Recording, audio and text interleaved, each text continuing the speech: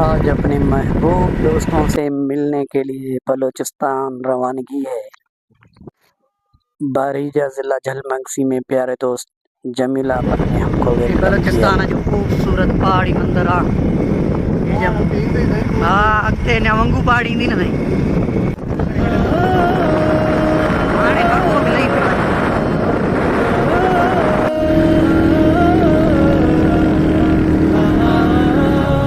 वंगू जी पहाड़ी आ पर वंगू जी पहाड़ी से थकाए छॾियो आहे गाॾी खे बि असांखे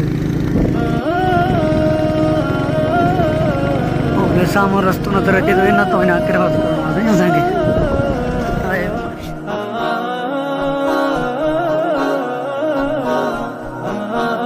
वंगू जी ख़तरनाक पहाड़ी के असां लगभग 40 खां 45 मिनटनि में अबूर कयोसीं।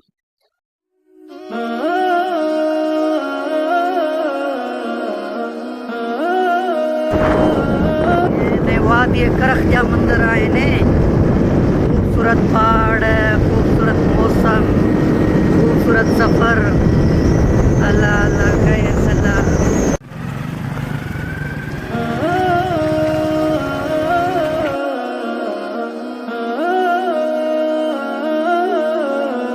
रात जे आराम खां पोइ असां पिकनिक जे लाइ करख जे नज़दीकी मशहूर आबशार औज़ानो जी तरफ़ रवाना थी वियासीं। अधु कलाक जे सफ़र खां पोइ गालिन की पहाड़ी में ई असां पार्क कयोसीं। भैया असां आया आहियूं अॼु पिकनिक ते असांजी रफ़ाकत में सभु दोस्त आहिनि असांजा शाहिन आया था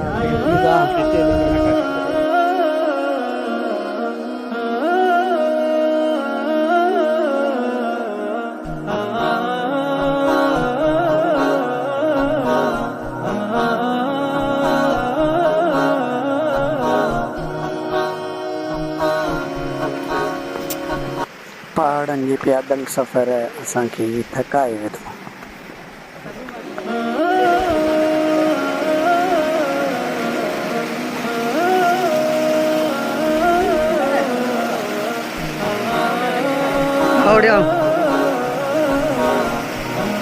मुख़्तलिफ़ जॻहनि तां चश्मनि जा ऐं कुदरती आबशारनि जा कुदरती झीलनि जा नज़ारा कंदा रहियासीं। हे साईं अब्दुल्ला साहब आहे साईं पंहिंजे सिर पाण सामान कयो आहे बलूचिस्तान जे झीलनि मां चश्मनि मां क्रॉस कंदे पिकनिक मल्हाइण वञे थो। वाह छा ख़ूबसूरत मंदिर हे हिदायत भाई है हिदायत भाई यूरोप से आया हुआ है।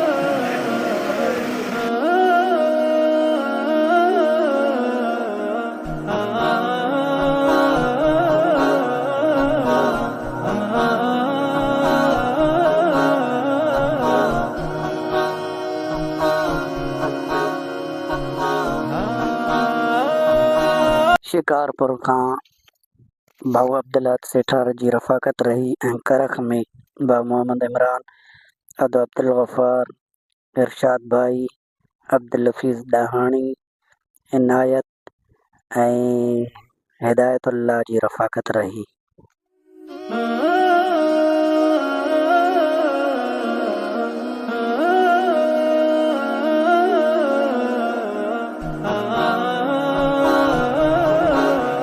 भाउ अब्दुल जूं असांजो ऐं भाऊ अब्दुल हफ़ीज़ जूं प्यारे इमरान सां दिलि पिछोड़ियूं जारी रहियूं।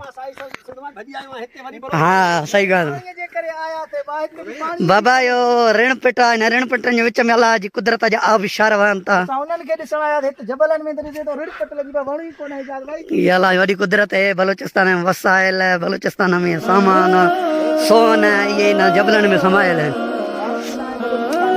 ये जबल जो पाकिस्तान जी दिल आहिनि दिल पर दाल में पाकिस्तान जी क़दुरु करनि अच्छा कुदरती तौर ते बिल्कुल दिल वांगुरु ठहियल आहे। वाह इंशाल्लाह ॾिसंदव तव्हांखे पसंदि ईंदो। ज़बरदस्त इन खां बाद में तव्हांखे वरी आबशार ते वेठल हूंदा वाह जॾहिं इहे ॾिसंदव त पोइ सभई तकलीफ़ूं तव्हांखां दूर थी वेंदियूं। ही छा कयो आहे साईं तव्हां सामान बिस्किट वग़ैरह खयां आहिनि थी सघे थो साथियुनि खे बुख मुख लॻे वाह आहे हिते जबल आहे बिल्कुलु काई बि सहूलियत कोन्हे को बिल्कुलु इन करे कुझु सामान ते बि ईंदा आहिनि। सही हर हिकु मोटरसाइकिल ते हिकिड़ो माण्हू वो टूरिस्ट ईंदा आहिनि। अच्छा। हाँ टूरिस्ट ईंदा आहिनि। मशहूर गूगल ते बि जो नालो सेव आहे। सही। तव्हां मूला चुटोक लिखंदव तव्हांखे ईंदो ऐं ओज़ानो लिखंदव ओज़ानो। हा हे पिकनिक ते माण्हू अचनि था इहो उन खां पोइ बलोचिस्तान हुकूमत या हुकूमत पाकिस्तान के रस्ता वग़ैरह ये सयाती मक़ाम छो नथी बणाए?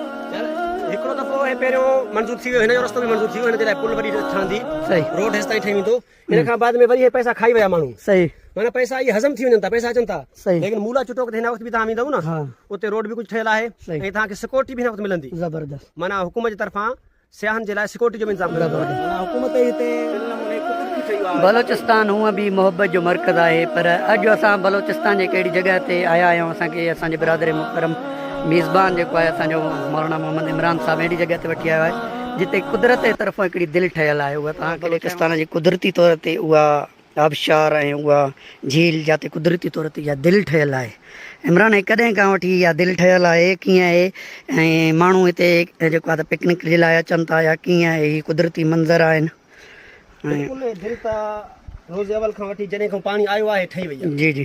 अॼु ताईं बि जेतिरो बि पाणी ईंदो आहे, हालांकि एतिरी वॾी बरसाति पवंदी आहे त एतिरो पाणी ईंदो आहे जो हीअ सॼी भरिजी वेंदी आहे नदी। सही।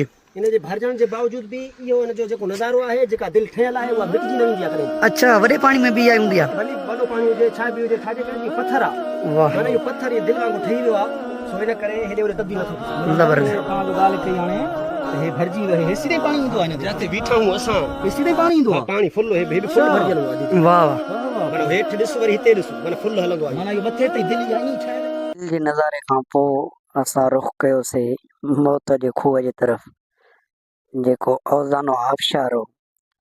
पेर चारो बि न हो, लहण में वॾी तकलीफ़ थी वठायो न, कीअं आणण लॻी आहे?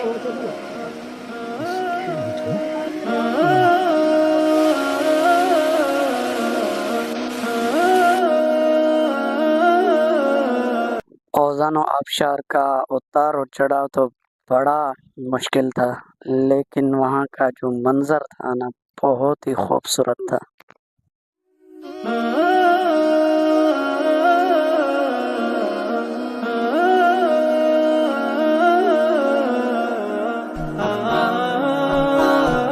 अल्लाह तबारक व तआला जी कुदरत जा अनमोल नज़ारा, चटेल पत्थर, गरम पत्थर, उन्हनि जे विच मां अहिड़े क़िस्म जा आबशार, अल्लाह ताला जी कुदरत जा वॾे में वॾा दलील आहिनि।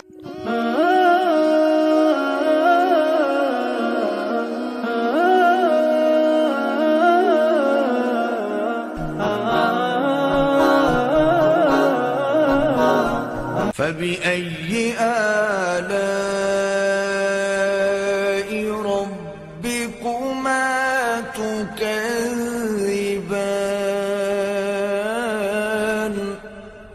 रोज़ाना आबशार जी तरफ़ इहो सफ़र मुश्किल ज़रूर हो, तकलीफ़दा ज़रूर हो, लेकिन हिकिड़ो यादगार ऐं तारीख़ी सफ़र हो, जेको तारीख़ जे वर्कनि ऐं डायरी में हमेशह दर्ज रहंदो।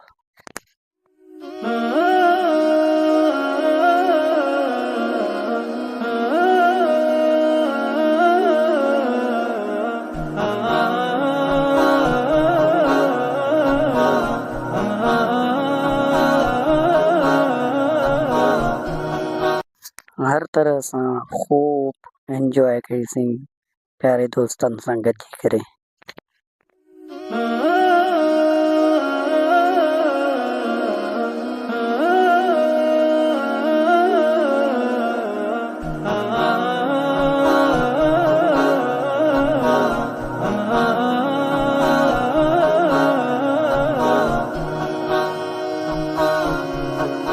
ईअं ई असांजो ही ख़ूबसूरत सफ़र इख़्तिताम पज़ीर थियो ऐं बलोचिस्तान जे ख़ुसूसन करख़ जे दोस्तनि जी मेज़बानी ऐं मुहबत खे हमेशह यादि रखंदासीं।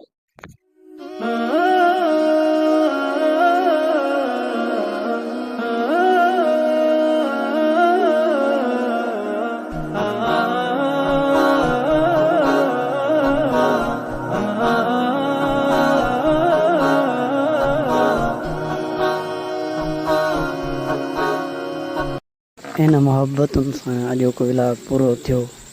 मिलंदासीं हिकु नए विलाग में।